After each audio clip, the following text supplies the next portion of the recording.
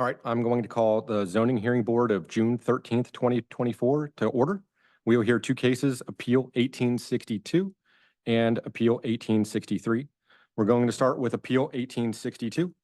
I'm going to walk through the elements that are provided to us in our packets. We have a cover sheet for property 24 Iroquois Drive, Pittsburgh, PA 15228. The appellant is Howard Thompson. Also included in the packet is the advertisement, the zoning hearing notice to property owners and interested persons. There are several letters from neighbors. It appears about a half dozen in total, and we will read those into the record a little bit later. In addition, we have the zoning hearing board application packet, which includes a narrative to the zoning hearing board outlining their position. And we have several sets of photographs with paper clips of the work.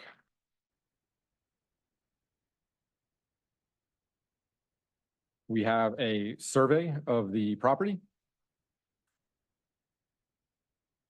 We have the Allegheny County, Pennsylvania Plan Book, Volume 31. There appear to be several pages here of that. I think it's all the same document. We have, hold on 1 second. We have 2 pages of elevation, 2 pages of elevations and a plan. And in addition, there are 4 photographs provided at the end of the packet by the municipality. With that, I provide, with that, anyone who's going to give testimony tonight, can you please stand to be sworn in?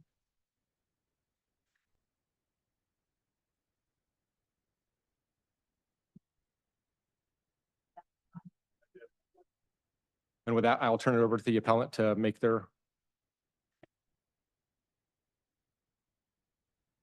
My name is Leslie Peters. I'm here on behalf of Howard and Mary Steele Thompson, the owners of the property located at 24 Iroquois Drive.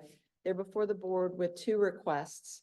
The first is that a rebuilt porch/deck be permitted to remain either as a renovation to a pre-existing non-conforming structure or pursuant to a variance, and also that a retaining wall, that a retaining wall that's been reconstructed be permitted to remain pursuant to a variance.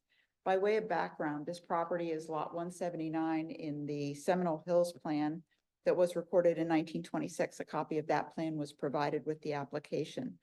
Per the recorded plan, porches are expressly permitted to be built beyond the building line. The Mount Lebanon Code, as far as I could tell, was first enacted in 1978 or codified in 1978. And I don't know anything about prior to that. I had called the Allegheny County Law Library. Generally, they keep copies of ordinances from before the codification. They didn't have anything prior for Mount Lebanon. So that's why we made the argument that the side porch/deck may be a pre-existing non-conforming structure because they don't have anything that predates 1978. We know that the house was constructed 1954 and the deck has been attached to the house in substantially the same location as it currently is since the time it was constructed. So our initial argument is that as a pre-existing non-conforming structure, we're entitled to modernize pursuant to the code. And that's that section, 20-903.5. And I'll have Mr. Thompson testify in a moment. But alternatively, if the code prohibited the encroachment prior to the date, the 1954 date when the house was constructed, we're requesting a variance to allow the rebuilt deck to remain. With respect to the retaining wall, we're requesting a variance to allow that retaining wall to remain. And Howard, if you can come up, I'd like, with your permission, just to go through some questions to establish background facts. So, Mr. Thompson, how long have you lived at the property? Since 1972. And prior to that, how long has your family lived at the property? My dad bought the house in 64. So, Have you lived there continuously since? yes, I have. Has there always been a porch or deck attached to the house? There's always been a structure there, like, you know, when I was a kid, there was concrete blocks and pavers as a porch and a porch overhang. On the back end of the house, there was concrete pavers with block that went to the end, to the fence line. There's been paver steps that go up to the back of the yard, you know, so there's always been a structure in place since, as long as I've been there, you know. Have you or your family, prior to the 2023 rebuild, repaired or replaced the deck? Yeah, I mean, and what was it? My dad and I, like, mid-80s, I was a teenager. So with the concrete pavers and block, you know, my dad and I replaced it with a wood deck. So that wood deck went out to the backside of the house, and then the back portion still remained as like concrete pavers and block. So that still remained intact, but I was, yeah, it's probably like 15, 16, yeah, like so around that time span, so. So, and periodically, did you continue to repair and replace the deck? Yeah, I mean, over time, like, if something was falling apart, I'd replace it, or like in 2017, like like on the back end of the porch, like the concrete pavers and the block were like basically falling into the neighbor's lot, you know, and you couldn't use the area anymore. It was unsafe. So what I did was replace the concrete block in the deck and the pavers with a deck portion there that matched the same footprint that was there. So to jump to the retaining wall, have you or your family, have you previously rebuilt that retaining wall? Yeah, I mean, it's stone, it's a stone wall, so like in the back of that house over the years, I've dug out that wall, moved it back, because things have shifted over the years, and.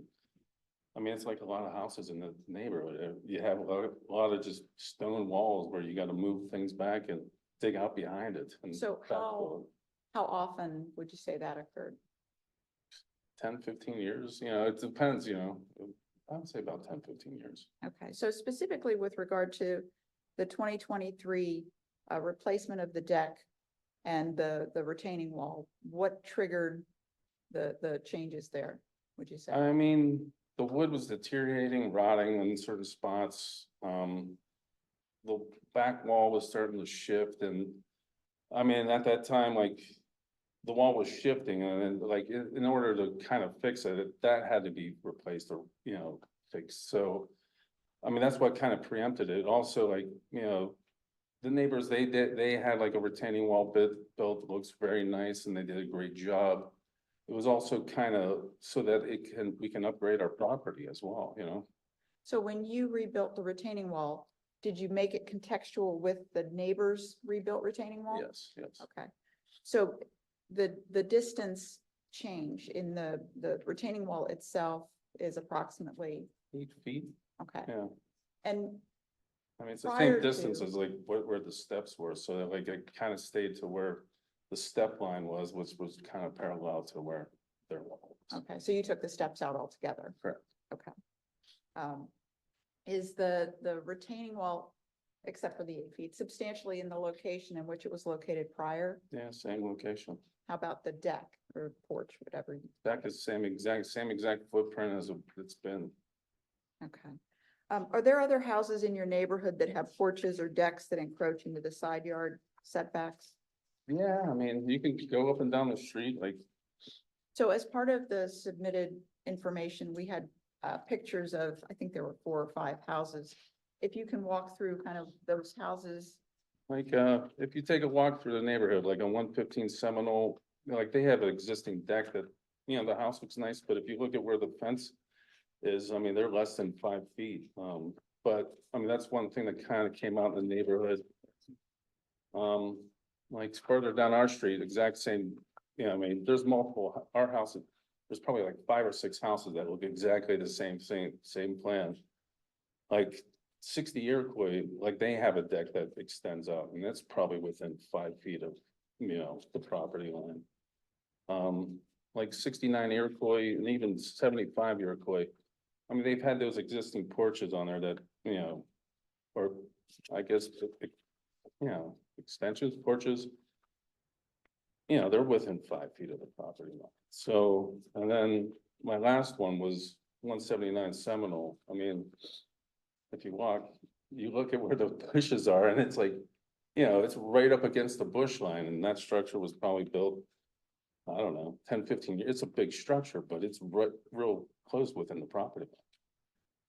Have you been contacted by any neighbors? Have you received any letters, any expressions of support or opposition to your application? I mean, every neighbor I've talked to, I mean, within the neighborhood, like even when I was doing the work, was supportive of the work, like what I did.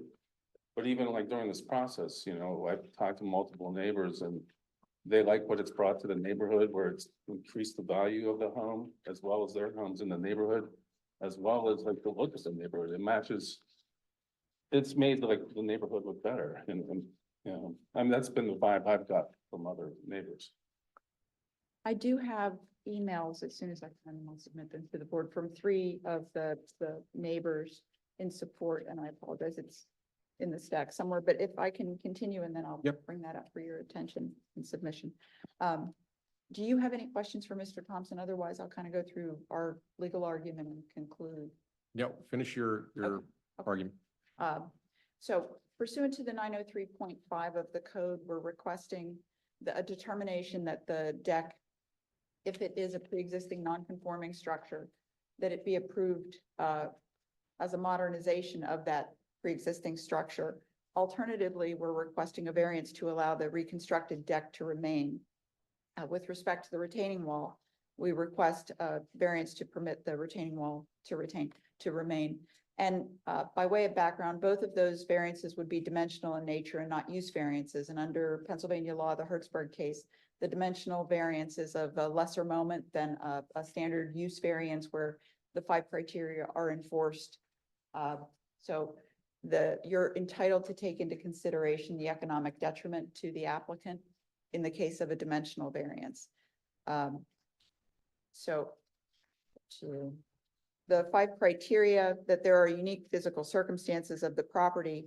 Obviously, it's Mount Lebanon. All properties in Mount Lebanon are burdened with steep slopes. This property in particular slopes from back to front and from the right side to the left side.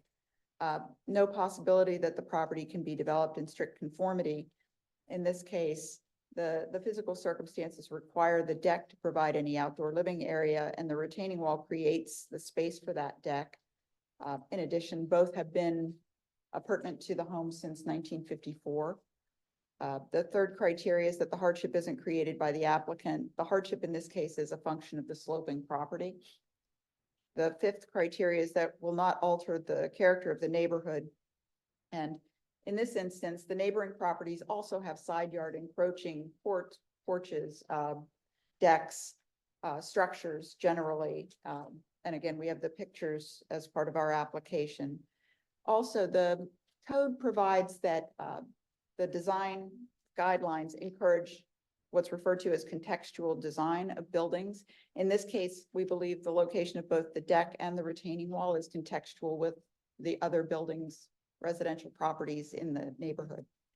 And again, the owner has received emails, letters, and support from the neighbors for the application and the reconstructed deck and retaining wall. And the final is that it's the minimum variance to afford relief.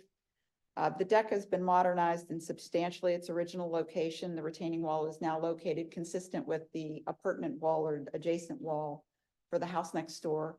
And as Mr. Thompson indicated, the renovations to the home next door obviously look very nice. And in contrast, he felt as though his home looked like it needed a little renovation. Yeah. I mean, So just want to update and, you know, keep things matching how it looks. I in the think, neighborhood. would you say that the relocation of the wall would be more structurally sound in your No, opinion? I think it helps out because before, like, the walls were kind of sloping over and like falling into the neighborhood and neighbors' property. By moving it back to kind of match up, it's like you're not getting all that runoff over into the property line. It's a lot more safer environment.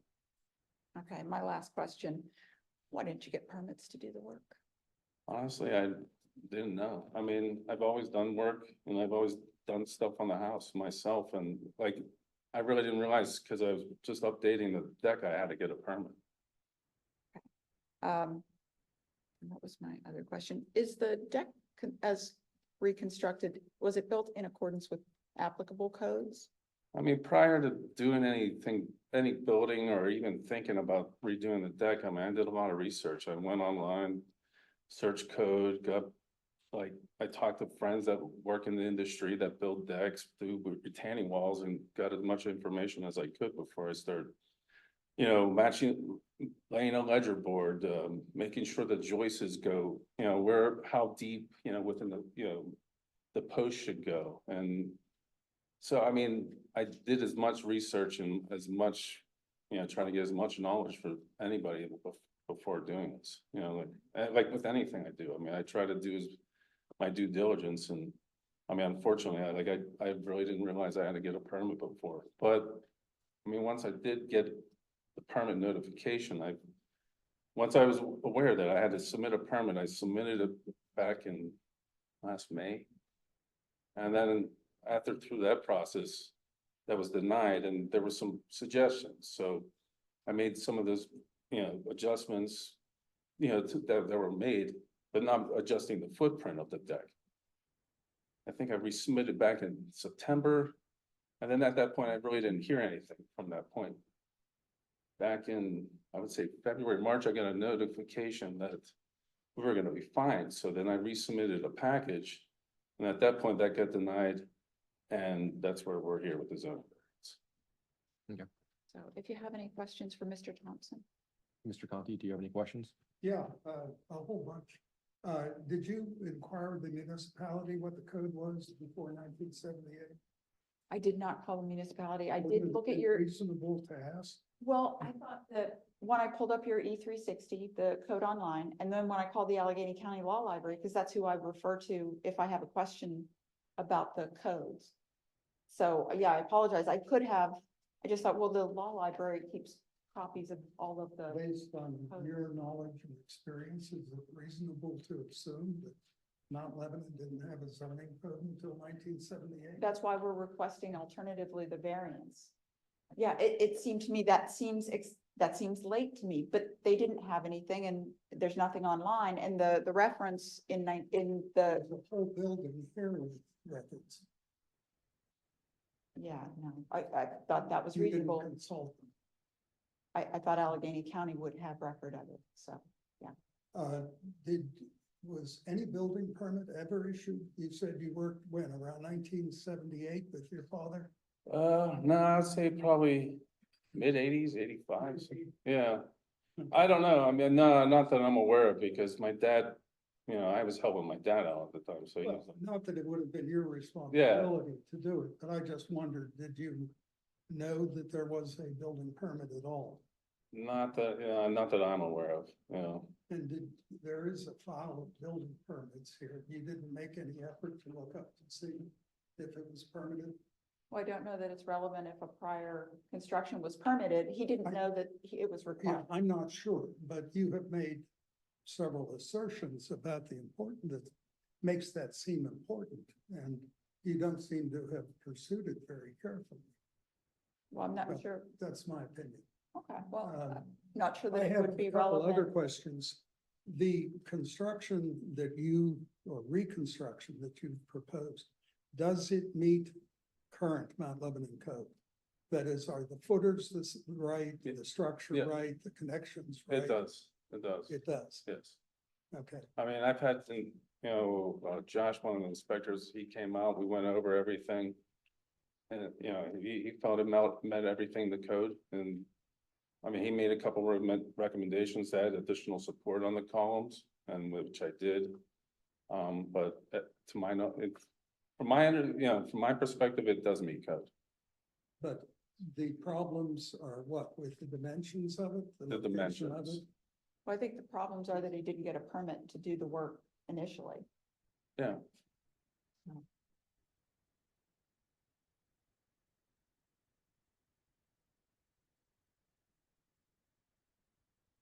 Okay, I guess that's everything I have. Mr. DeFazio, do you have any questions? Just you mentioned based on the state's stance on dimensional variances, we have to take into consideration the economic impact. Do you have any, yes, order of magnitude of what that economic impact would be for either of the instances? Well, I think it would require tearing down the deck and reconstructing the deck, so. Yeah, it would, a lot of time, labor and money to, remove to meet that 5-foot distance. It was a lot of work to do in the first place, but it'd take a lot of expense to have to remove that, to be honest. In regards to the retaining wall, that was just built with stone that was existing from previous. You didn't bring any new material onto the site. I found other matching stone to kind of match it, because our back wall that's on the back of the house is all the same stone. So because really the 2 feet of stone that was there before, I needed some additional stone to kind of match the slope of the yard. So I did bring in some additional stone, but it was to match, what was existing. All right, I do have a few questions myself. Can you walk us through some of the photographs you did include, just to help me make sure I understand what's going on? Yeah. Yeah, So if you wanted to start with this packet and just kind of walk us photo by photo of what we're looking at and what it is. so that picture is prior, I think it was 2015, when the Pirates were doing well. But it shows like where the concrete pavers and you could see where it edges off to the same foot line where the, footprint where the deck is at. Where in that section underneath where the corner angle is, where the bush is, there's concrete block that go over that, that support those pavers. So you said this photo's from about 2015? Yeah. Okay. Right. The next photo is, of our cat laying on the deck, but, you can see where the wall is shifting and has moved. So like you can see where the rocks have shifted over the time. Okay. Another picture of our cats. That is just another demonstration to show how close that, porch area was to the fence line. But also where those concrete pavers were falling apart, where that was more of like a safety issue. And honestly, besides the cats laying there, I wouldn't even walk there, so. So what date was this paver? I would say 2017. 2017, those pavers were in place. But not a deck? There was both, but underneath, it's just not they're not sitting, those pavers aren't sitting on ground, they're sitting on concrete block that, to adjust for that slope of the hill. So there's concrete block that are supporting all those pavers that go all the way around the corner.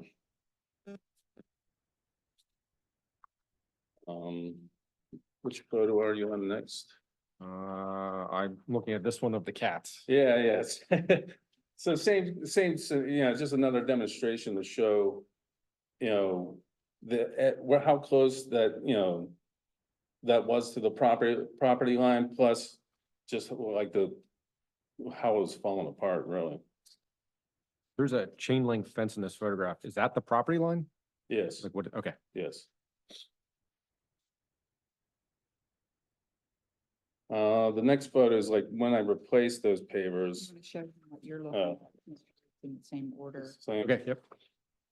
In 2017, this is where I replaced the pavers in the porch area with this wood decking to match the same footprint.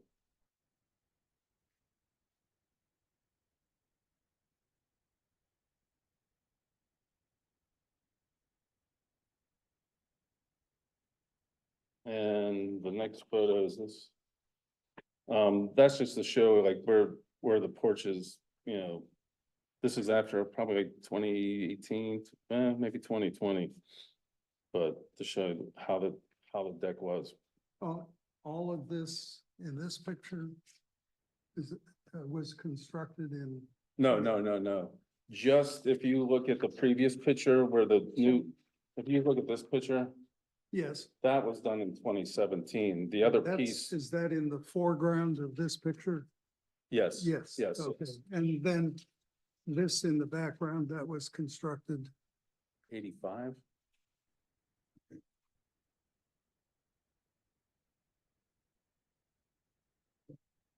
Everything else, did we get through all? Did, think we got through all, is it, this the next one or? Yes, that's the next one. I mean, that's just another demonstration of like how the steps were, like what condition they were in, plus how the wall was also shifting and how that area looked. So did the new wall go in the same place or did you move the wall location? I wasn't The wall following that. went back to like where the steps are, so like to kind of match where the steps are at. Okay, so the face of the wall is at the top step now. If I'm Yeah, understanding maybe correctly. probably below that, but yeah, Okay. like in terms of height wise, but.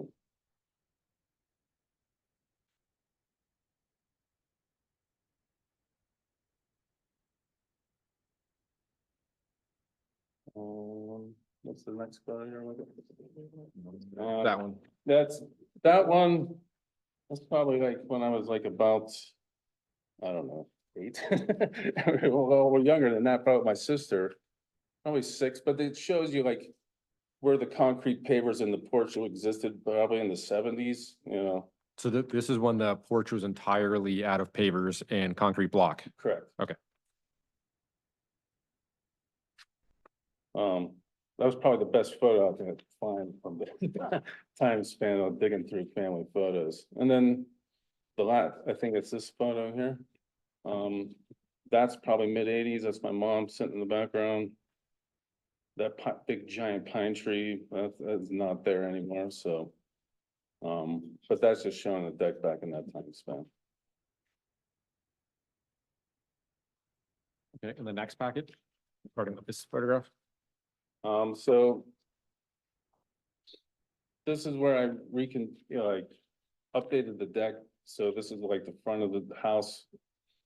To show you where the, how high the porch is, where the footers are. And it also has like the composite, fascia and the railings.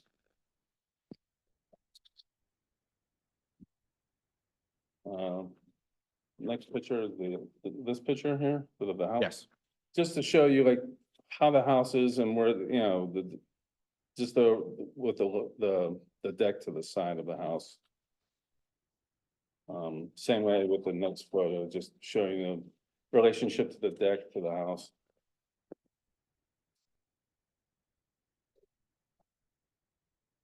If it's a side view, this is just demonstrating how close the deck is to the fence line, plus, it also shows you where all the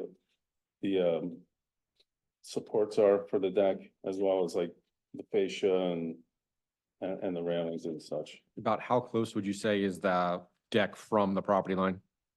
From the corner to the fence line, like not this piece, Yeah, not that piece, the main part of the deck. it's 10 feet. The deck's 10 feet, the property line's 15.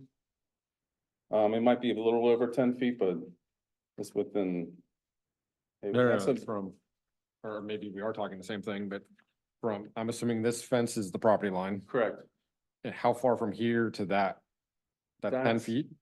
No, that's probably within 5, close to 5 feet. Okay.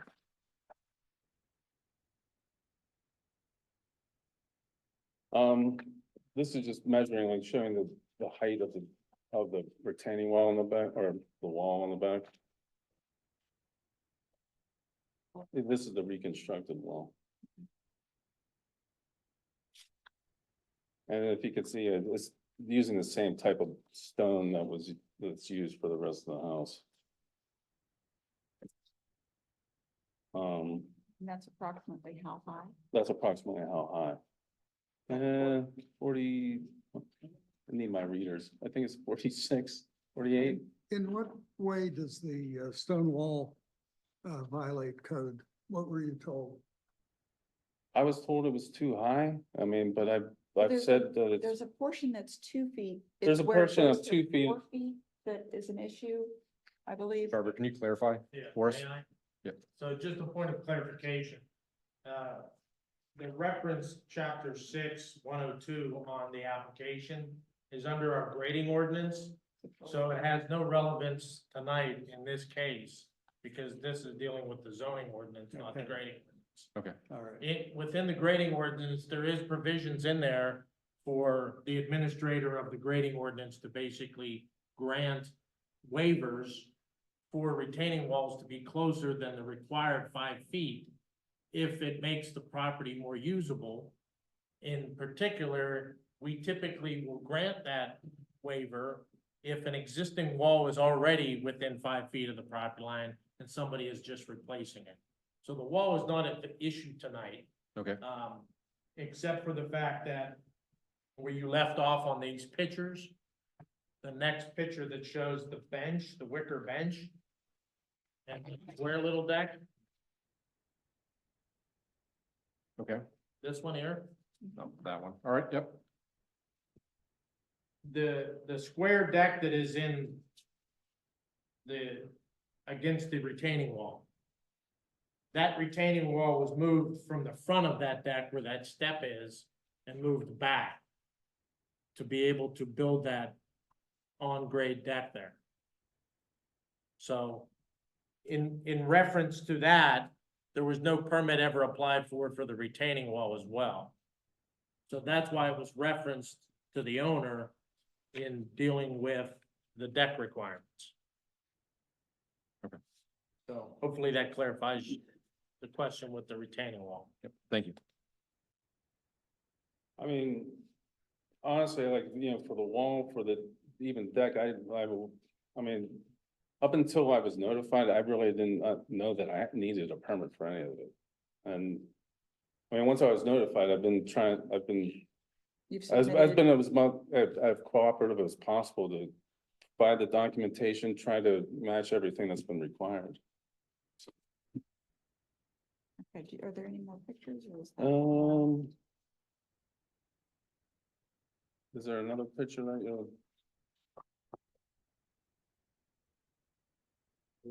Understand the rest of the photos that are in the packet. My next question is to comply with the ordinance, what would you have to do to the deck at this point? I mean, if I were to have to bring it in 5 feet, I'd have to remove every, like, cut that back on that back section that's closest to the fence. Put new footers in everywhere, and So it's the back section that is of issue? I would say so, yeah, because it's right up against the fence line, but Okay. my thing, it's the same footprint that was there before, you know? I mean, there's always been something there since I've been a kid. That went up to the fence. I get clarity on one thing. Yeah. There is no problem with the current construction as far as the code is concerned. That is incorrect. Okay, there are, We've never issued a building permit for these decks. okay, So it was mentioned whenever we first discovered that there was no permit issued and there was new construction in existence. We stopped out and talked to the property owner, and the photograph that you're holding up is the one of the front. This one Mm-hmm. is what he's holding up. mhm, You can see that there's 2-bys added to the 4x4 post vertically that sit on the yes, raised footers up to the actual band joists. Those were suggested that they would be needed to make the deck construction compliant, because the way it was constructed, there was no bearing on the band joists. I did make And that. the building code does require at least 1.5 inch bearing for all structural members.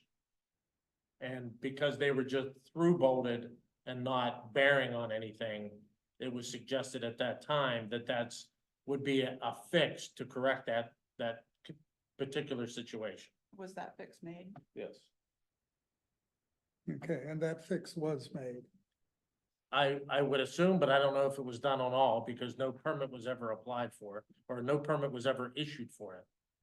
Because again, it violated the side yard requirement. Yeah, So we could not issue a building permit for it because it violated the zoning ordinance.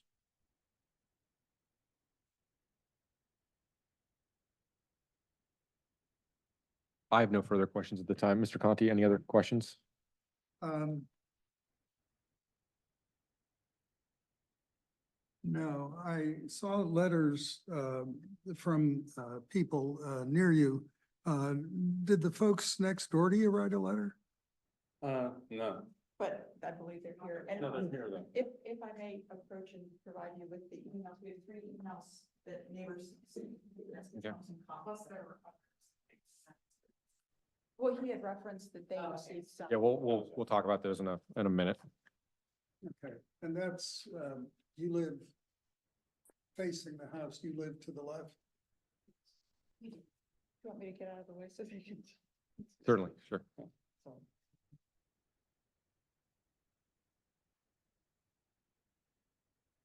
Did you have an additional Well, question? I just wondered what your opinion was. Well, we come to a presentation, but we didn't know if we were reading those other letters into the record or if you're ready for our presentation.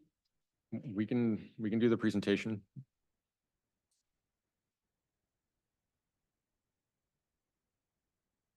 Well, good evening. We are Amy and Todd Sidwell. We live next door at 28 Iroquois Drive.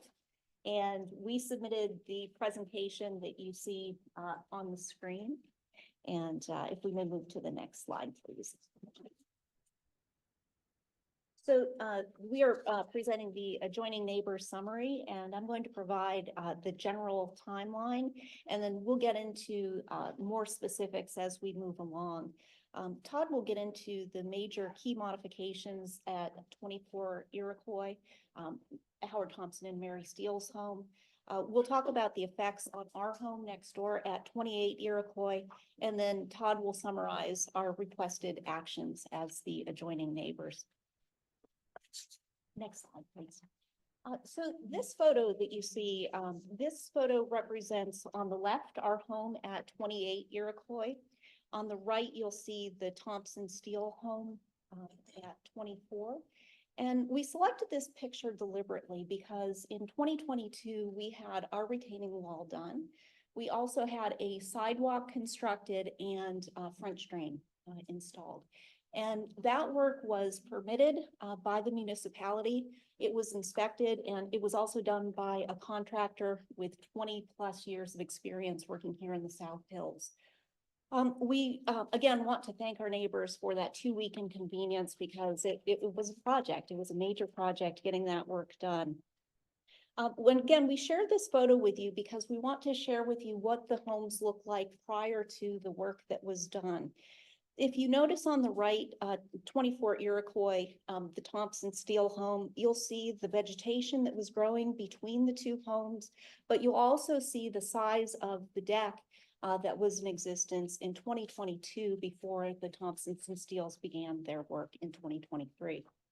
Next slide, please. This is the general timeline of the work. They began construction about May through June of 2023. Construction and erosion began at that period.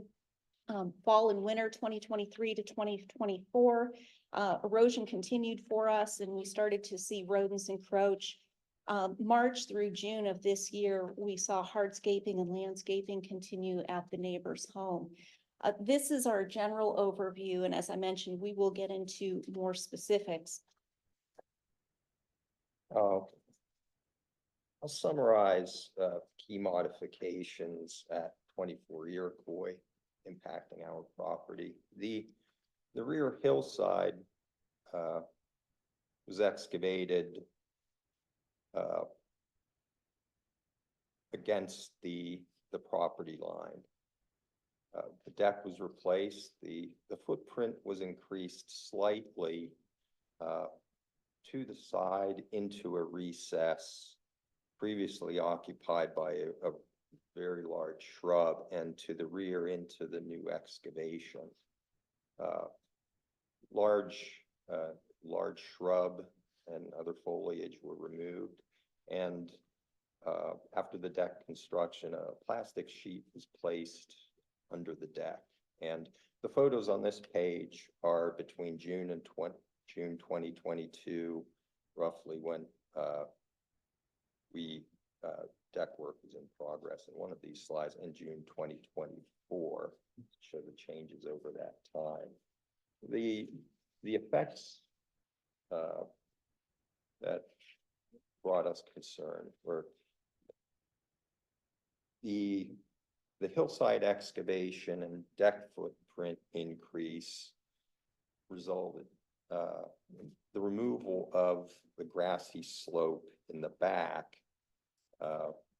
with a flat area excavated to the property line with increased runoff and soil transport to the wall drainage field and French drain. And that's the side of our retaining wall that was built in June 2022. The removal of the large shrub seen past the corner of our house and the foliage around that resulted in the loss of an extensive stabilizing root system on that grade. Runoff and erosion started at that point and without full control, it was continuing. New foliage has been very recently established, but not with full coverage, and we're not certain that what has been established will prevent runoff in the cold months and prevent erosion year-round. And the installation of the plastic sheet under the deck, we've observed it collecting water and channeling it to the bare areas toward the front of this side retaining wall. So the next slide, if we may, so May to June of 2023, we were outside and we had a conversation with Howard and Mary, and they told us that they were planning to install a hot tub at 24 Iroquois and that they were going to do the work themselves. And we were a bit surprised by that. And so, you know, we had been having our own conversations because we were having work done at our home. We knew that there were requirements to have permits done.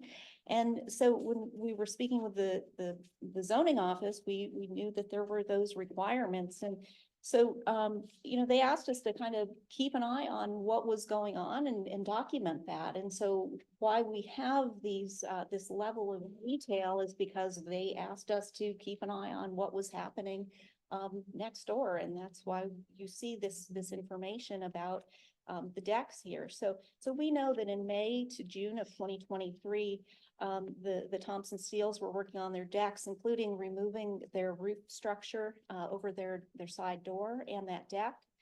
They began installing their new footers, joists, and hangers.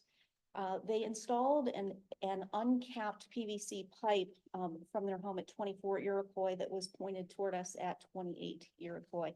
Again, no evidence of permits displayed during that time frame that work was taking place. Next slide, please. The hillside, again, as Todd mentioned, the removal of that large shrub between the houses, the excavation of the hillside, they brought in a small excavator during that time to take back the hillside. They were removing the stones from their existing retaining wall. It was an old stone wall. They were taking those out by hand, putting them on their existing deck over the course of, I believe, a few weeks. And then once they excavated the hillside with a small excavator, they took those stones back and they put them back a few feet into the newly excavated hillside. So they reused some of those stones to hold back that soil. And then our soil erosion started almost immediately on our one-year-old sidewalk. We started to see aggregate from our French drain system begin washing out our outlet. At that time, again, May through June of 23, Howard placed that heavy plastic under part of the deck. And Howard and or Mary placed rocks on the 28 Iroquois property line, so on our property line. After that point where we said, hey, we're getting some runoff here. And we'll show you some photos in just a moment. On our next slide, July of August of 2023, again, the owners at 24 Iroquois continued installation of the deck joists, decking and railings. They had lumber and a dumpster delivered. And again, kind of surprised that this work was continuing. They installed a tall privacy partition adjacent to the newly excavated hillside. They installed a pergola, framing and decking for the hot tub platform. And we continue to see mud and aggregate from the French drain at our house at 28 Iroquois continue to wash out. At that time, you know, we were still having conversations with the zoning office because, you know, we're seeing this mud, we're seeing this aggregate up from our French drain wash out. And if we may move to the next slide, these slides show summer of 2023. That first slide on the left shows that mud washing out of our French drain. You see some of that vegetation that was in place that first summer, last summer. The center photo shows that mud washing out of the drain. And then you see some stones from our French drain system actually coming out the drain itself. And those are the stones from our retaining wall. That's aggregate from our retaining wall. These photos from the fall and winter of 2023 and 2024 show the state of the hillside with the stones placed by Howard and Mary. I think they've crept a little farther into the path of the French drain. And the third photo shows the hillside being winter. There's no foliage on it, so there's no cover, and there's a very small gap here of perhaps 2 feet between the fence on the property line and the adjacent deck. The next slide, we are on slide 12, and this represents March through June of this year. And this photo was taken March of 2024. And this photo, I think, is really telling because it really shows how this is what we were looking at for the majority of the winter. No seasonal vegetation, continued rain, snow, runoff coming down that hillside between our homes. You see the black plastic remaining under that new deck structure. So the runoff and the erosion continued. Also in late March of 2024, the homeowners at 24 started with some hardscaping. So they brought in some new larger stones, and it looked like they were installing some steps back there. This time we didn't see evidence of an excavator, but it looked like shovels. And so it looked like, okay, well now hardscaping is continuing through the spring.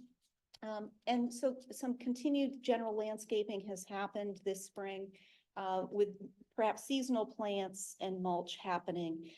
So again, you know, we're kind of left wondering what is happening in terms of water control in soil erosion to kind of prevent any more of this coming down on our 2-year-old retaining wall and sidewalk. This next slide, we are now on slide 13. And the rodents. So in February, we had squirrels and mice get into our home at 28 Iroquois. And we've now lived in our home for 3 winters. And this was the first winter that we had any rodents or mice get into our house. This fall, we had masons come to our home and they repointed our entire house, all of the brick around our house. And the pest control company that came out said, well, there are two things. One, bird feeder at 24 Iroquois, but secondly, the black plastic that was under that deck might be an issue. So in April, we had sightings of a small rat, a large mouse, twice observed tunneling under that black plastic at 24 Iroquois. So we wanted to share that with you. Again, our previous 2 winters, we had not had rodents in the house. Our next slide is June of 2024, so this month. And again, we've got some seasonal vegetation between the houses, but again, you see that the stones continue to migrate through our French drain system.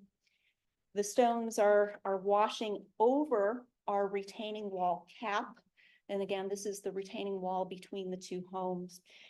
And then the photo I thought was really interesting is I wanted to show you part of the retaining wall that is not close to 24 Iroquois. And this is what our cap looks like that is not affected by what's going on close to 24 Iroquois. You don't see any aggregate getting washed down the hill.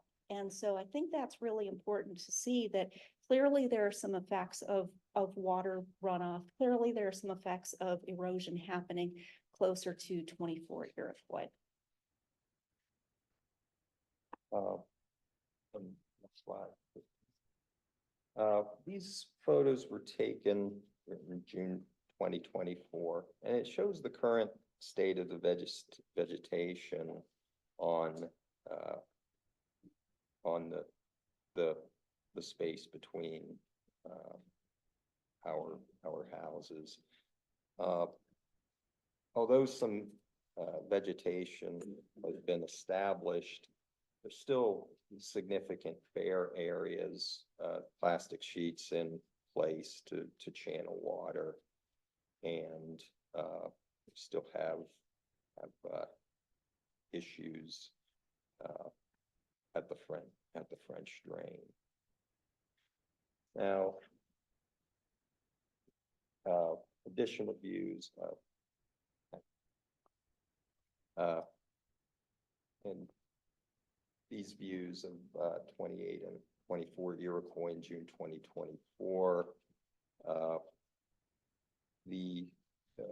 tarp was added to the new pergola, which extends over this area of concern where there's partial foliage coverage where we've already had runoff and erosion and transport of soil.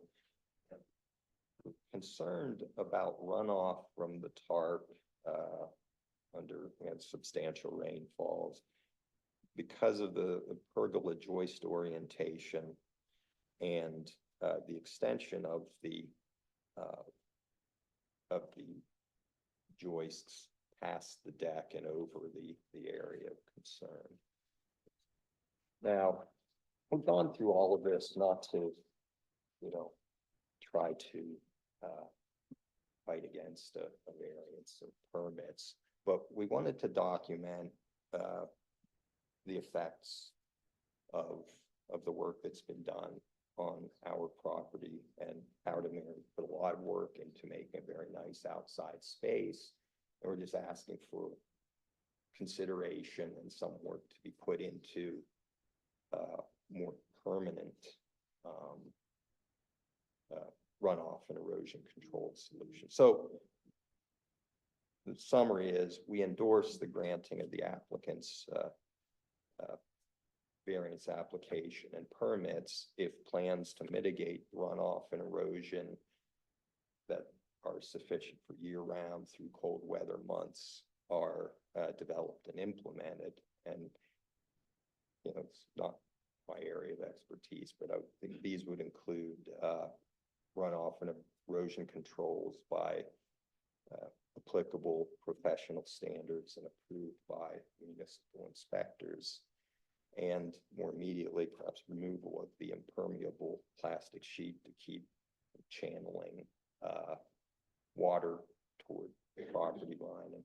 And we believe that the granting of the variances and consideration of our concerns about runoff and erosion, implementation of measures, mitigate, are the best course of action for all of us.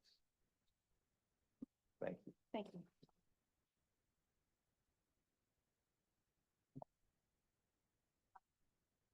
The Thompsons are agreeable to the conditions that the neighbors propose. Obviously, they don't want to impose any hardship on the neighbors or adversely affect their property or the value of their property.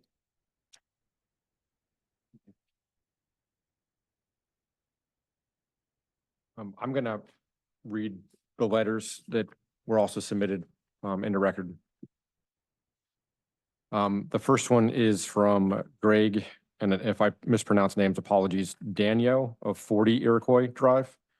Hello, Rodney Sarver. With regard to the matter involving Howard Thompson at 24 Iroquois, I would like to offer the following comments as a neighbor, longtime acquaintance, and observer. The property is on a steep hill from Seminole down to Iroquois with a flat level portion surrounding the building itself. The side porch area, while part of the flat level portion surrounding the building, is adjacent to a portion of the steep hill front yard leading down to Iroquois Drive. As a practical matter, the area between the porch area and the neighbor's property line chain fence needs to be closed off with some structural barrier to minimize risk of a person or object falling off the flat portion of the property down the steep hill. I believe Howard has created the structural barrier in an effective and visually pleasing way, and that the structural barrier serves as an essential function peculiar to the constraints at 24 Iroquois. Please consider the perspective and support of maintaining with the work currently completed. The next letter is from Judith O'Shea, 25 Iroquois Drive. Mr. Sarver, I am emailing in response to the letter I received concerning the request for a variance by Howard Thompson, who lives directly across the street from me. Mr. Thompson replaced a deck that was in poor repair last summer, which has improved the curb appeal of his house, as well as the usability of the deck. I would highly encourage you to allow the variance since it adds to the quality of the neighborhood. The Thompsons take very good care of their property and are good neighbors. It is my understanding that Mr. Thompson has lived in this house since he was a boy and has maintained an excellent condition since. Next is Karen Sturgeon of 23 Iroquois Drive. I live across the street, to whom it may concern. I live across the street from Howard Thompson. I will be out of state on vacation when this hearing takes place. Otherwise, I would gladly have attended. I am writing in strong support of Howard's appeal of the zoning restrictions for the following reasons. The portion of the deck that is in question is a very small portion of the deck and does not take away from the function or beauty of the surrounding property. It is very tastefully done, and if anything adds value to his property, which in turn adds value to the surrounding properties in the neighborhood. Howard is a model Mount Lebanon citizen who has lived in that house his entire life, which is around 50 years. He has never caused a problem and the kind of citizen that Mount Lebanon should be proud to have both as a neighbor and taxpayer. Quite frankly, I think there are lots of bigger concerns than this that need to be addressed, and Howard should receive his variance. Next is Mary Warden of 19 Iroquois Drive. Mr. Sarver, I am writing in support of Howard Thompson's variance request. Howard is a good neighbor and his deck is nice. There has been a deck off the side of that house for as long as I can remember. His upgrade of a few years ago was a definite improvement. As his near neighbor, I am supportive of this request.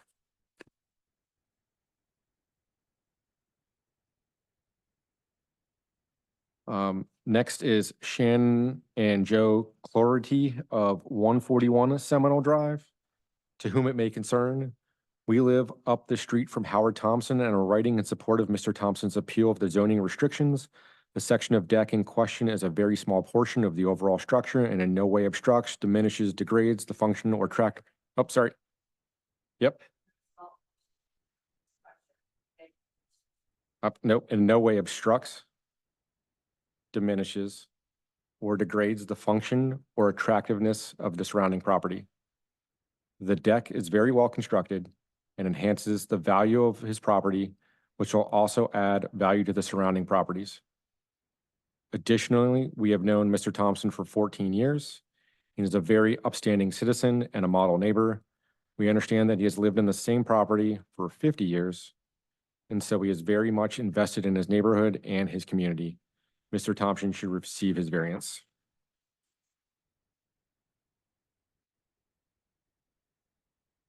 Next is Greg Danio of 40 Iroquois Drive. Hello, Chief Inspector Rodney Sarver. With regard to appeal number 1862 involving Howard Thompson at 24 Iroquois Drive, I would like to offer the following comments as a neighbor / longtime acquaintance and observer. The property is on a steep hill from Seminole Drive at the top down to Iroquois Drive at the bottom with a flat level portion mid-hill surrounding the building itself. I think I read this letter. I must have 2 copies of it. So I will move to the next. Sorry about that. Next is from Todd Sidwell. Hello, Mr. Sarver. I have attached the PowerPoint that we plan to present. That was during the appeal number 1862 at 6/13/2024 zoning hearing. And that was, we already read that one and we already read that one. All right, those are all the letters we have received that I believe I found. Did anybody see I missed one? All right, with that, Mr. Sarver, would you like to let us know what the municipality has to say on this? So, as was testified tonight, we've had conversations with, Mr. Thompson, early last year concerning some deck construction. And we investigated it, basically had conversations with him on site concerning that. The side deck itself, the larger deck, if you turn to his submittal, the 3-page submittal of the elevations, it would be deck A. On the 3rd page.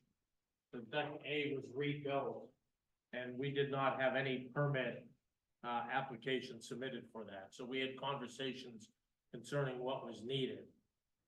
At the same time, we reviewed plans and obviously because it was encroaching the side yard, we could not issue the permit.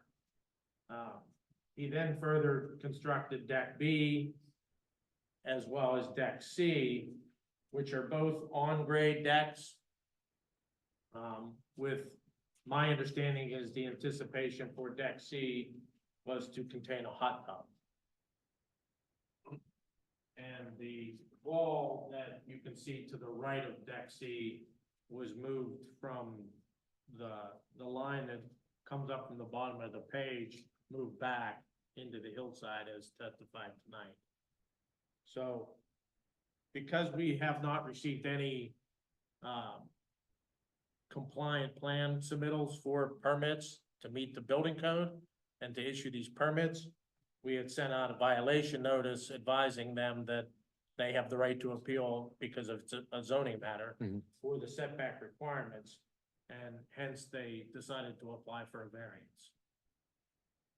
So as far as non-compliance, the deck was reconstructed to a larger deck size, the deck A, as well as deck B and deck C are brand new construction. So you can see by the dimensions of those, they're within the 5-foot required setback. For attached structures, once you attach a structure to the primary structure, even though it's an accessory structure, it becomes part of the primary structure. So if you look at the survey that was submitted as well,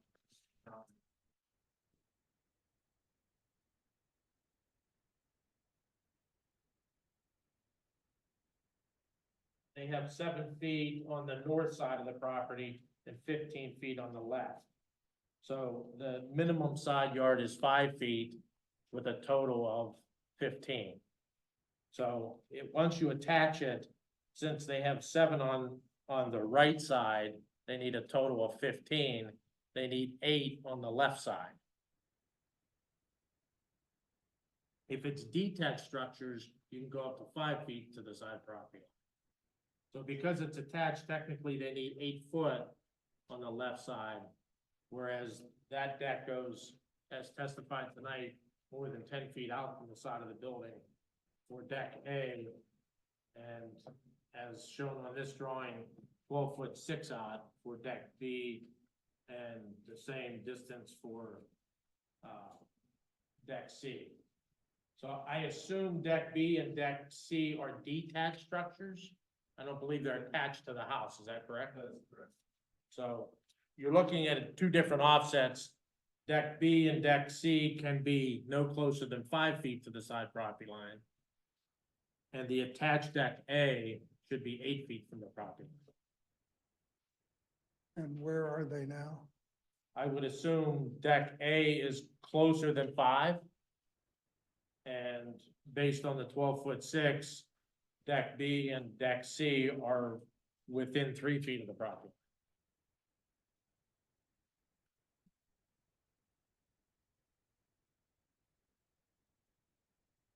So we could not issue a building permit because of the zoning violations. Therefore, Thompson's applied for the variance, hence we're here tonight. Mr. Conti, any questions for Mr. Sarver? I don't have anything. Mr. Sarver, brought up tonight was one of the questions on the zoning ordinance from Mount Lebanon and when it was enacted, and the 1978 date was brought up. Can you speak to that and when it, That was probably, as the attorney mentioned, that was probably when it was codified. So there was zoning ordinance in place prior to that. do you know when the zoning ordinance was in place? I How, do not know when the original zoning ordinance was created, but I know from upstairs, there's a box upstairs with, they go way back, even into the 40s. okay, that was my question. Does this Yeah. predate the 1950? Building permits are on file from the late 1920s. And a question was brought up earlier tonight about permits. There are 3 permits issued for this property. It was built new in 49. So we have the new single-family home in 49. And then the only other permit we have a mechanical permit for an air conditioning unit in 2016. And we have the application that was applied for in 23. It's still active because obviously they appealed it. So. Those are the only. I believe there were 3 applications that were submitted. There was 3 different plan submissions, but it was all for the same application.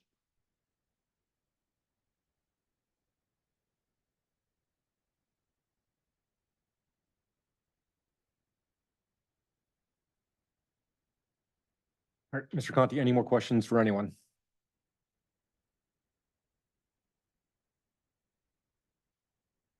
No? No, I don't have. Mr. DeFazio, any more questions for anyone? Yeah. Can I- I just offer, I noticed there is one person online. If you're online and you want to speak to this case, please raise your hand.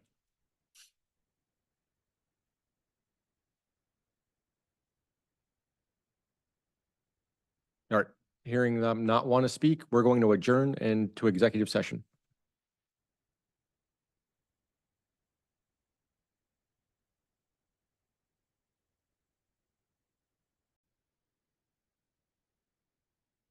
Am I good?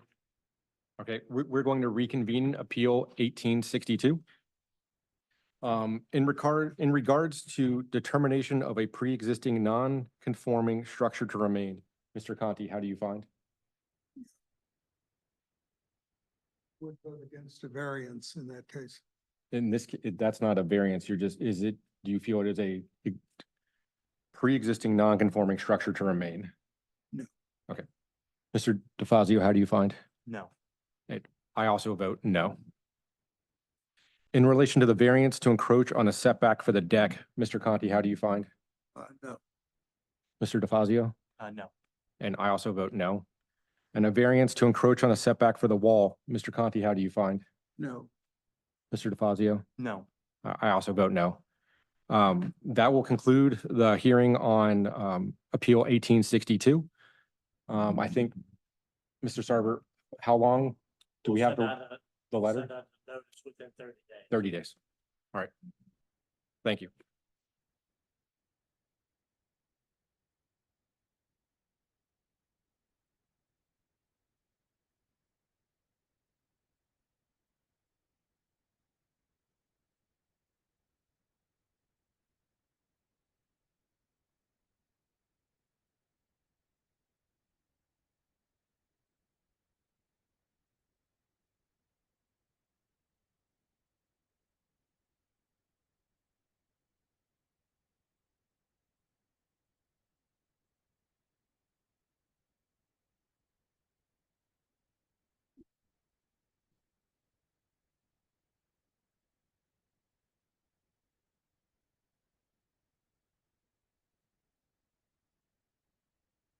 All right, moving on to Appeal 1863. I'm going to read the contents in the packet that was sent out. We have the cover sheet. We have the advertisement. We have the zoning hearing notice to property owners and interested persons. We have the zoning board application packet. Included in that is the zoning map of Mount Lebanon,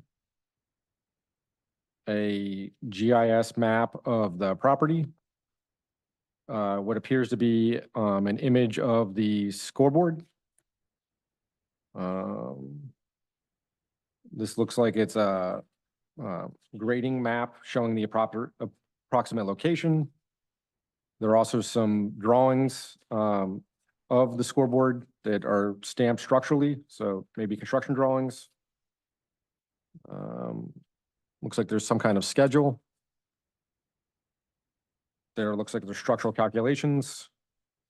And then there's a description of the variance request from the appellant. There's a petition on behalf of the appellant. And there is a photocopy of a check written to Mount Lebanon. In addition, there is a letter from the municipal manager, Keith McGill, and we'll read that shortly. And there are 4 photographs provided by the municipality. With that, anyone giving testimony in regards to this case, could you please stand? Come forward too.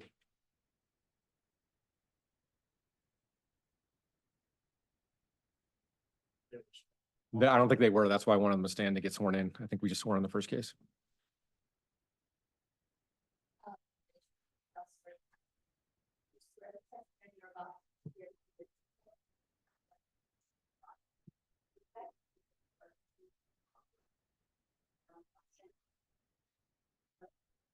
Mark Simiak, MARCINIAK. Eric Peters, Carlson, CDR. Eric, ERIC. Carlson, CDR, professor. Paulo says, thank you. Thank you. All right. And with that, we invite you to provide your testimony. Good evening, and thank you for allowing me to be here. As I stated, I'm Rick Marciniak, and I am the Director of Facilities and Project Manager for the Mount Lebanon School District. So we come here this evening, the school district is seeking a variance for the proposed installation of a new LED scoreboard with advertising capabilities to be installed at the south end of the high school stadium. It would be an internal sign respective only to the stadium itself. Currently, the zoning ordinance does not specifically address the stadium scoreboard as proposed. Specifically, sections 823.3, conformance of codes, and more specifically, section 23.3.1.1 says, no sign shall be erected, moved, enlarged, replaced, illuminated, or altered in accordance with the provisions of the ordinance or any other ordinance or regulations enacted by the municipality. The completion of the application and subsequent issue of a permit by the zoning officer are required prior to these or any of these actions occurring. So we, from the district standpoint, we'd say that the scoreboard, the existing scoreboard, is an aging scoreboard, and we're having some difficulty finding replacement parts. We find that it's expensive, the affordability, and the philanthropic donation opportunity that we have in regards to the new scoreboard. We've been a stadium, and the school district has had a stadium in this same location since the 1930s. A new scoreboard would improve the game experience, the capacity for education, and the visibility to the homeowners whose property abut the stadium along Lebanon Avenue. We have provided the board a copy of our petition where the homeowners have agreed and are in favor of the project. There are 9 homes there. We've had the opportunity to speak with 7 of those home property owners. And they are all in favor. 2 property owners, one, I understand, was a woman who was vacationing with her daughter in Europe, and the other gentleman is in a nursing home. So we didn't have the chance to speak with him. The sign, a new sign cannot be installed in the same location as the existing sign, as the existing sign is underneath the power lines and bouquet light, and they will not allow it, as there also are, there's a gas line and water lines that run through that embankment, so the existing utilities will not allow that also. We can't install it on the sides of the property because where the stands are, because one side or the other side would not be able to see it. So the only real place to put it is back in the south end zone. And then in accordance with section 823.5.3.10, it talks about presumption of an internal sign. Signs located within ballparks, stadiums, or similar uses of a recreational or entertainment nature will be presumptively considered to be an internal sign. A scoreboard is not considered to be an internal sign that would be subject to the requirements of this ordinance. That's what your ordinance says. We would say, from the school district's perspective, we would say that the sign faces internal to the stadium itself. The only advertisement would be internal and is only being used during games or graduation or for educational events. So it's not something that's on all the time. The rear of the sign would be covered with screening. It would not be an eyesore or distraction to the grounds or to the neighborhood. The sign would be mounted on steel stilts, but would still be down inside the bowl of the stadium. So Stadium Drive is elevated and the scoreboard would be down inside that bowl. And it does not change the character of the neighborhood in any ways, nor was this something that we created as anything that would be detrimental to the neighborhood. So with that, we would ask that the board consider our request. Okay. Mr. Conti, any questions? Yeah, I have really one question. Did anybody talk to people on Park Ridge about it? Or is Park Ridge too far away? Right, yes. The closest that, even the people on Lebanon Avenue, the sign would be 700, I believe I think I have it in my application. I'm trying to recall off the top of my head, but I believe it's like 760 feet, more than 760 feet away from the closest home. So people on Park Ridge would be too far away. Now, the school district's gonna sell ads to be placed on this board? That's correct. Okay. What are the sound arrangements? Is there? So gonna the be- sound arrangements, it's a great question, Mr. Conti. The sound arrangements, it would be no different than our current scoreboard. So it would be connected to the exact same system. There would be no increase in volume. So we would intend to use the exact same sound system that's there for our existing scoreboard. Okay, well, now the sound of a football game and even the announcers can be heard for a lot longer than 700 feet. Correct. More like, That's correct. 1,000, 2,000 feet. Same as it is now though, right? Is there gonna be sound with the advertisements? I don't know. There would probably just be mostly video. I don't think there'll be sound with it. John? No advertising sold at this point. Well, We couldn't go out. I'm sorry, the applications, I'm sorry. Okay. Go ahead. I was gonna say, nothing has been sold yet. The idea or purpose is to run ads on the side that would be rotating with logos. There is the potential, because it is a video board, that there could be advertising, that runs as a commercial. But again, None of that has been sold to this point. We haven't even reached out to people at this point, because we don't obviously know if we're gonna be able to put up the board. Well, But there is potential in the future for it, yes, but, currently our plan is to use, static advertising, logos of UPMC. Keith McGill mentioned in the letter, something to the effect that any concerns regarding noise, lighting, or visual impact can be effectively addressed through the implementation of a policy detailing permissible uses, et cetera. My question is there a potential for there to be sound with the advertisements that the application says you will be using? The application also illustrates ads, okay? So there is a potential for sound. Potential, company- but not our intention at this time. Okay, there is the potential to do it. And let's be perfectly honest, right? Certainly, it's a video board, does have sound with it. Which So there means would that be, people in maybe 4 or 5 or 6 neighborhoods adjacent to the park would be able to hear these ads? Because you can hear the announcer now. no, although I don't believe it would be any more distraction than the announcing of the game, right? We announced the games, right?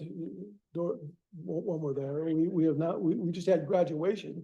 So we had the sound system there. I mean, we're not doing it I for the, would think that excuse me, I'm sorry, I'm just expressing an opinion here, but I would think that advertisements broadcast over a 5 or 6 neighborhood area would be offensive.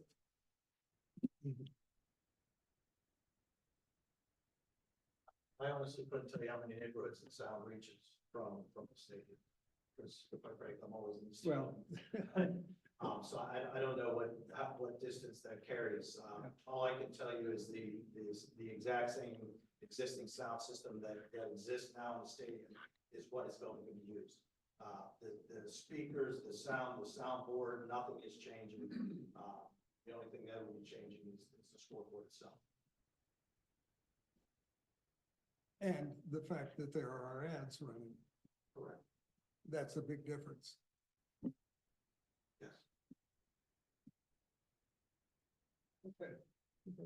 I mean, that's a major difference in my opinion. But that's my opinion. Any Go further ahead. questions? No, no more.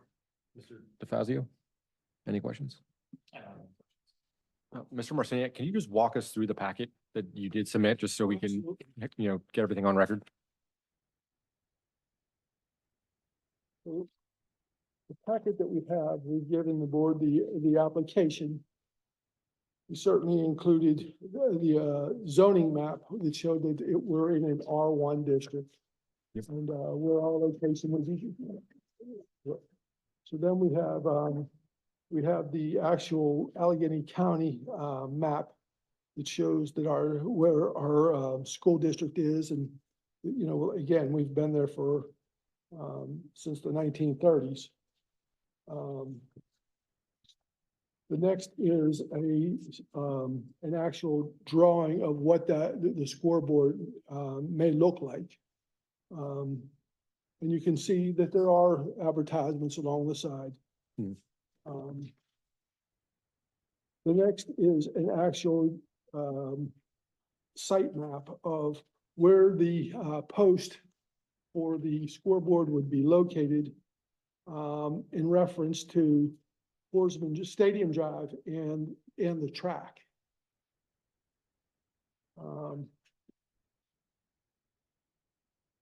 The next page shows that's the structural mounting details for how this video sign would be actually mounted to those posts.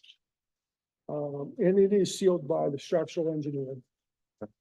The next would show the number of pixels in pitch for the video board itself. So it's not going to be so bright that it's going to be a distraction to the neighborhood or anything like that.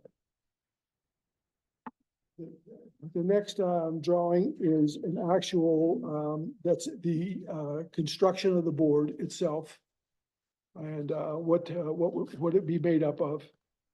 And that detail.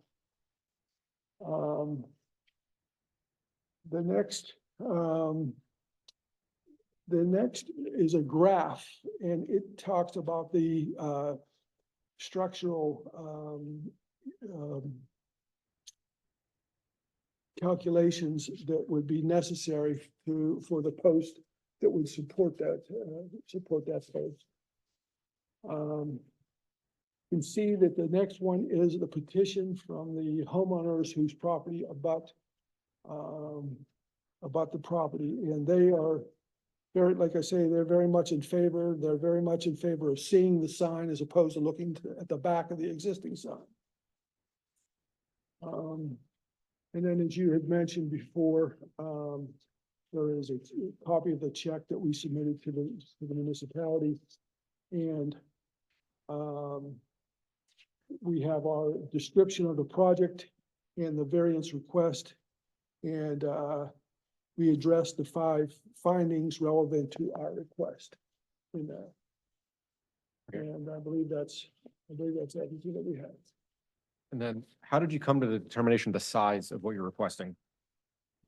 I'm sorry, I didn't This, hear you. how did you come to a determination of the size of the sign you were requesting? The sign is it's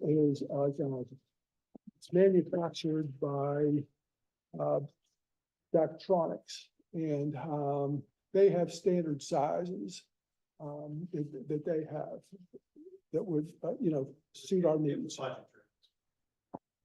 Okay. We were fortunate to get, that allowed us. So. That's it. How does this sign compare to the current scoreboard that is there? Is it same size, bigger? No, this is a bigger. It is larger. Larger sign. And what will happen to the current scoreboard? It will remain for now. It will remain.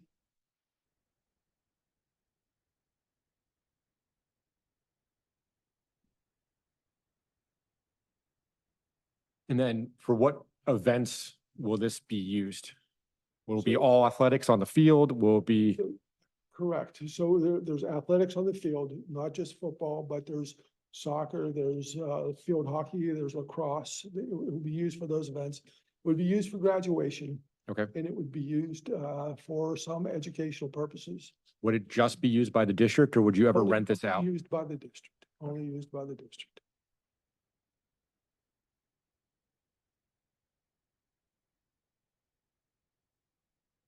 I don't have any more questions at this time for you. I have one more. Yeah, and this, Mr. Sarver, if you're able to elaborate on what, if any, current regulations may exist.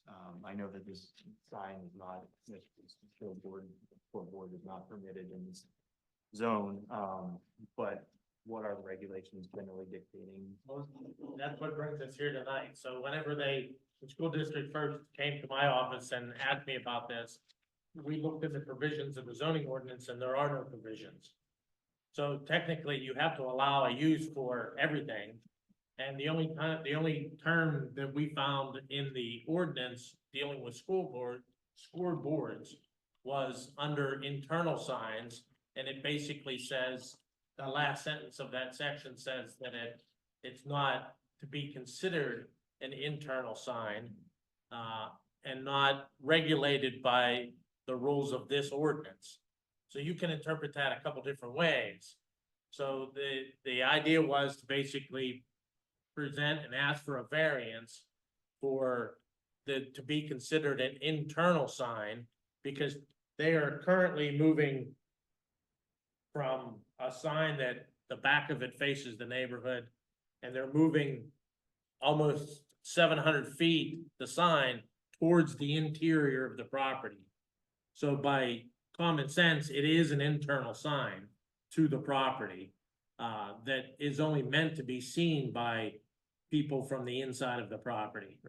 At the same time, they had the petition signed by the neighbors. I've talked to a couple neighbors, and my understanding is that the people along Lebanon Avenue, it's like, that's your pep rally up there. They said they have fires, they have tents set out and they watch the game from their backyards. So in a way, the sign is larger, but at the same time, because it's moving further away from them, it'll roughly look the same size to them. And also the fact that because they're moving it further south, Mr. Conti, you mentioned the people on Park Ridge.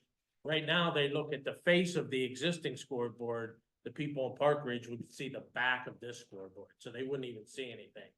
Plus the fact that the school district also mentioned that they're not changing the sound system associated with this sign. So really, that's not part of the sign variance. It's whether or not you determine the sign to be an internal sign and to allow it. And I asked that question just because I'm just gonna put a hypothetical out there, but if the scoreboard is, let's say, left on, or it's on at a time that's obnoxious at past 11 o'clock or something like that, are there regulations that set, like, because this is gonna be something that's bright if it's dark outside, just for said neighbors who may be appreciative of it during a game, is there also any regulation that would say that it can't be illuminated past X hour or anything? I think that, and correct me if I'm wrong, I think that could be addressed in the permit. If the district, if the municipality had such desire, that could be addressed in the permit. Correct, and there are lighting regulations. It doesn't specifically address this kind of need, but there are lighting regulations that control the trespass of light, so. Sure, we When can, we we have, can address that as Mr. McGill pointed out in his letter. When we have had events at the stadium, we have those large stadium lights. We've never had a complaint by anybody in regards to the lighting. They're turned off.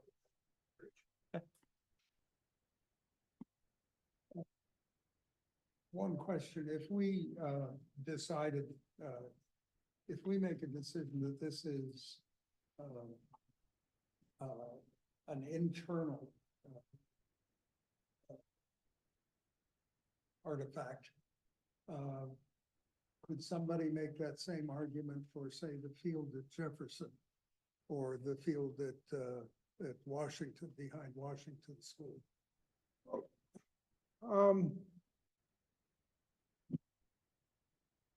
I don't think so. I think that the stadium is essentially a bowl.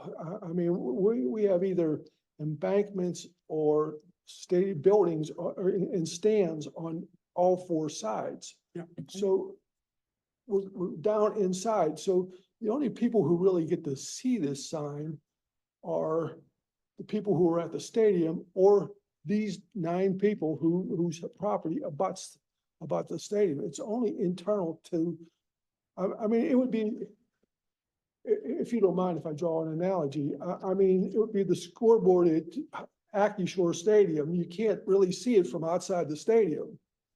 So, I mean, I would love to see this built, okay?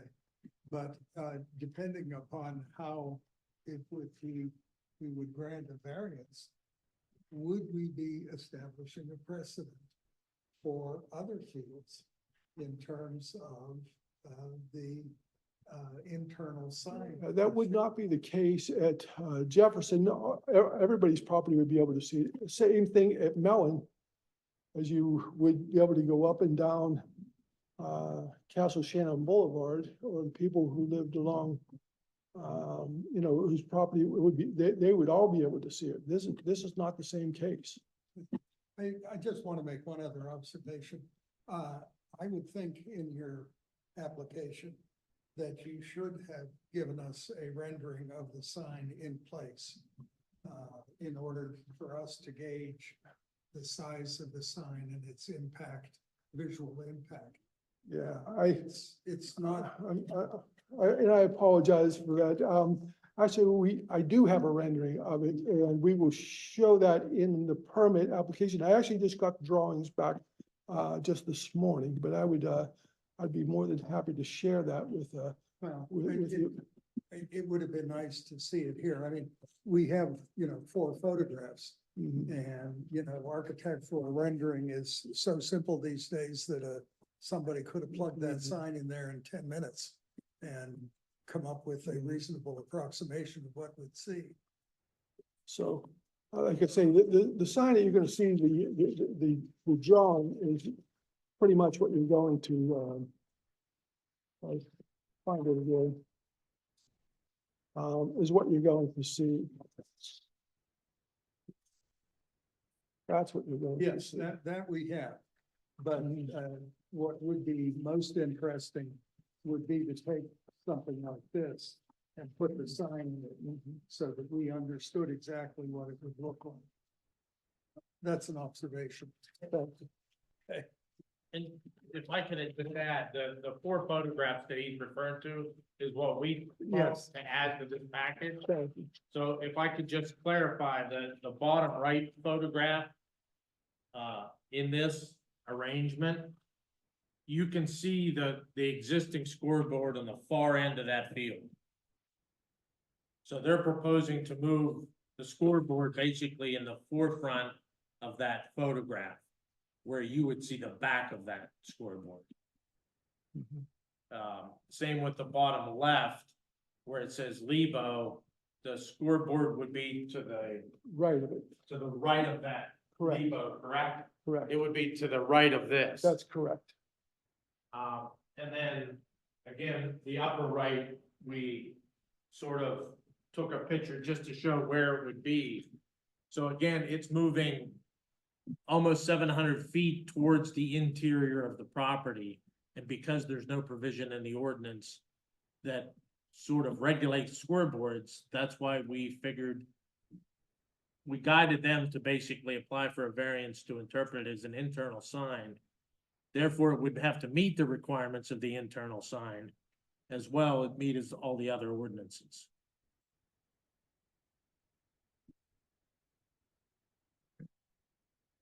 Anything else for the appellant? Mr. Sarver, do you have anything else on behalf of the municipality? No, you received Mr. McGill's letter. I'll read it in a minute. Pardon? I'll read it in a minute. Yeah, and like I said, the main thing was that there is no true provision dealing with scoreboards. And because they're moving it internal and the fact that it has some advertising on it, which internal signs can have legally now. That's why we thought it best that they apply for this, just to, clarify that that's how we would interpret this. I'm going to take a moment and read the letter provided by Mr. McGill. Dear Zoning Hearing Board members, I am writing to express the municipality's support for the school district's proposal to install a video scoreboard at Mount Lebanon High School Stadium.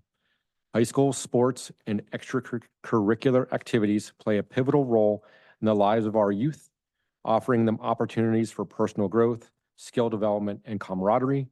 These activities foster teamwork, discipline, and leadership skills while promoting a sense of belonging and pride among students, parents, and community members alike. A video scoreboard will not only enhance the overall experience for athletes and spectators, but also provide valuable opportunities for our students to gain experience in multimedia production, marketing, and event management. The integration of video technology would align with the advancements seen in modern sports venues, preparing our students for future endeavors in an increasingly digital world. Furthermore, a video scoreboard would undoubtedly elevate the atmosphere during games and other events, such as graduation, creating a sense of excitement and engagement for all involved. It would serve as a focal point for our community, drawing in larger crowds and fostering an even greater sense of school spirit and unity. Zoning regulations are in place to ensure the safety and harmony of our community. The proposed installation of the video scoreboard has been carefully considered in this regard. Any concerns regarding noise, lighting, or visual impact can be effectively addressed through the implementation of a policy detailing permissible uses, operating hours, and other controls to protect the quality of life for nearby residents.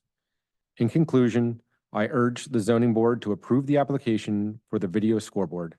By doing so, it will not only support the enrichment of our school's athletic programs, but also contribute to the overall vibrancy and spirit of our community.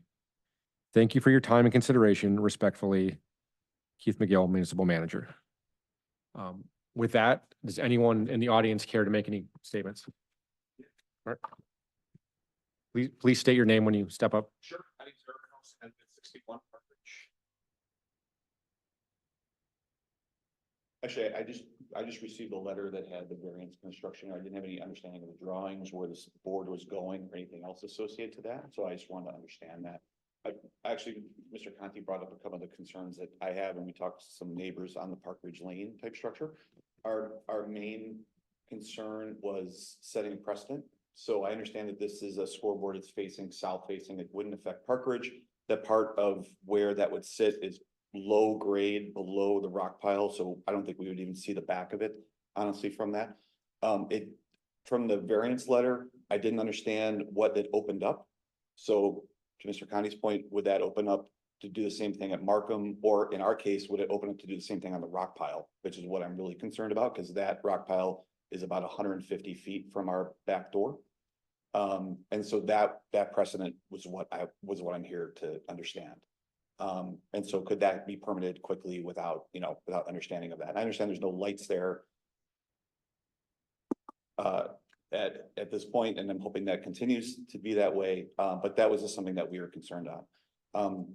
And so that was one thing I wanted to state, as you guys just as you guys talk through this. The other one was related to noise. I understand the idea around just reusing the same thing. That's a good noise that exists out of the stadium today. That's the reason that we moved to Mount Lebanon. Why we live where we live is to hear the Friday football games. That noise is amazing. I do think that ads running over that, we can hear that football game in our house easily, but all the way back is behind us all the way to Markham. You can easily hear everything coming out of the announcer, and that's great. That's a wonderful thing to sit in the backyard of somebody's home to hear that.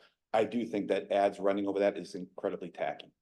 And I do think that is not, for a city that has very few billboards and a township that we have to blast advertisements over a 6 or 7 block area I think that's kind of not in the spirit, I think, of what we want to be able to create.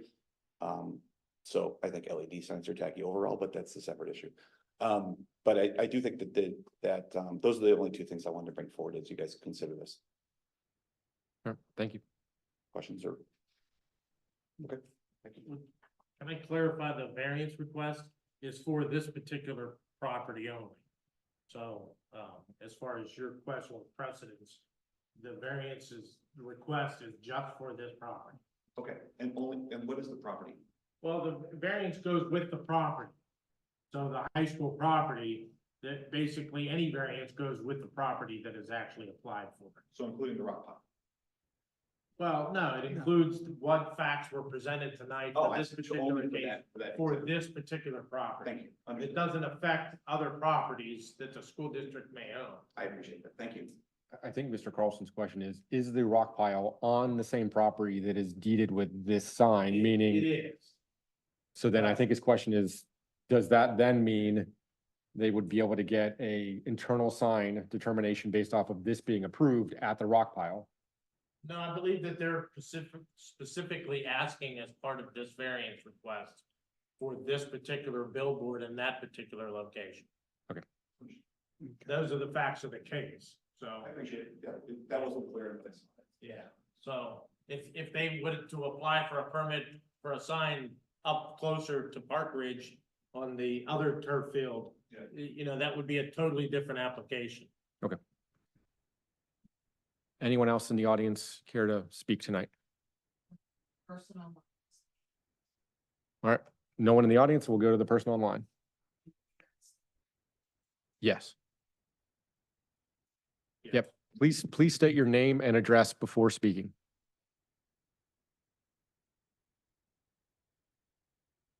Excuse me, can you hear me now? Yes, we can. Okay, Stacy Carlson, also on Park Ridge Lane. I just wanted to state one thing about the issue with the rock pile regarding the address. On the variance petition, it only gives the address for the school district, which encompasses the entire school district property of the high school and athletic buildings. They all have the same address. So I just wanted to get some additional clarification on that in regards to the rock pile, because the letter that we received only had the address. It didn't have any other details regarding location. I was only able to ascertain that from an email to Mr. Sarver. Would you like me to address that? Yes. So as I just stated, the variance request is for the facts that were presented with the variance case. So if a variance is granted, then it is only referencing the scoreboard in the particular location that they presented facts for tonight, which is in the south end zone of the existing stadium field.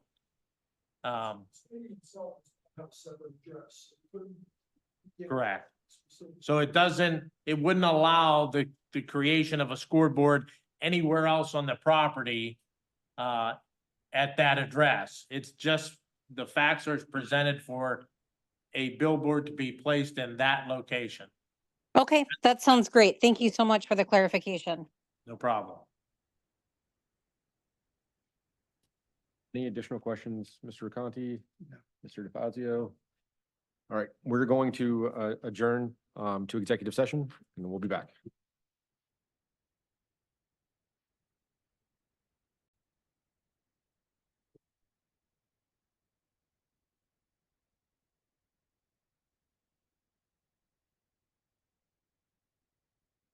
We are going to reconvene Appeal 1863.